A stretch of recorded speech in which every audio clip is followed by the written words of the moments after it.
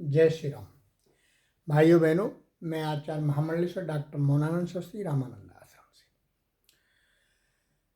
देखिए, निध्यासन क्या है, वेदांत के अनुसार बता रहा हूं और बड़ा सटीक और ध्यान से सुने।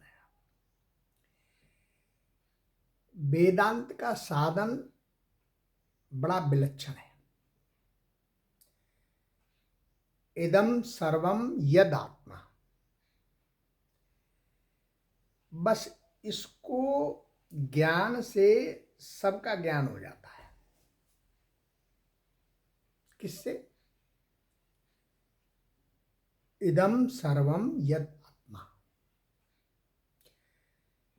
वेदांत का साधन जो है और फल दोनों बड़े विलक्षण है, क्योंकि धर्म जो है वो आदेश मूलक है, ठीक है, और उपासना क्या है, वो श्रद्धा मूलक है। और वेदांत स्वयं जो है वो प्रमाण मूलक है। तीनों हो गए। ये श्रुति के अनुसार जो है बुद्धि विचार की प्रधानता है। बुद्धि के अंदर विचार की प्रधानता है। ये वेदांत का साधन है।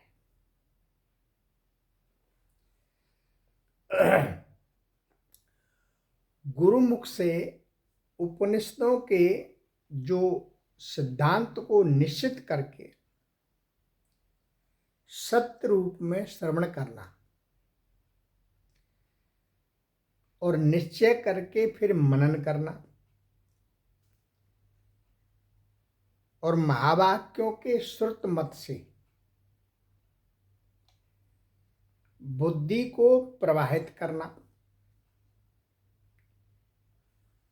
ये एक निध्यासन है वेदांत के अनुसार। अब इसमें उत्तम जिज्ञासु जो है वो केवल सत्संग को, गुरुमुख से महावाक्यों को श्रवण करके ही ब्रह्माकार वृत्ति हो जाती है उसकी। किसकी? उत्तम जिज्ञासु की। दूसरा आया मध्यम जिज्ञासु। वो उसको मनन और निध्यासन दोनों करने पड़ते हैं, अभी मैंने बताया। इसी प्रकार ब्रह्माकार वृत्ति जो हो जाती है तो उससे क्या होता है, अज्ञान का नाश हो जाता है। ठीक। और जिसको होने के बाद में अहम ब्रह्मास्मि, यानी परमात्मा कहीं बाहर नहीं, कहीं दूसरी जगह नहीं, इधर नहीं, ऊपर नहीं, नीचे नहीं, बाहर नहीं, अंदर नहीं, यानी मेरे स्वयं मेरे अंदर ही विराजमान है। और अयम अहम ब्रह्मास्मि, मैं ही ब्रह्म हूं। क्यों? कि ईश्वर अंश जीव अविनाशी, चेतन अमल सहज सुख राशि, ये परमात्मा का अंश है। यानी समुद्र में से एक घड़े में पानी ले लिया, क्या है वो? पानी है। समुद्र में क्या है? पानी है।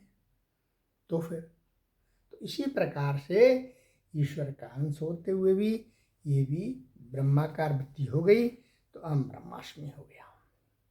इसको निध्यासन कहते हैं।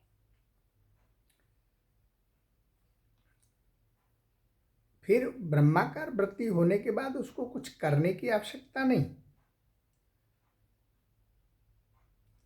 और इसके अंदर कोई समय नहीं लगता है, थोड़ा भी समय नहीं लगता है। तत्व ज्ञान जो है वो सत्य संपत्ति है, और फिर उस सत्य संपत्ति से ही मोक्ष होता है।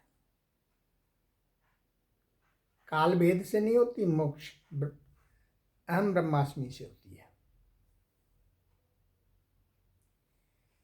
वही ब्रह्म, वही निज स्वरूप है और वही तुम हो। और वही गुरु है, वही शिष्य है। ठीक आपकी समझ में आ गया होगा। जय श्री राम।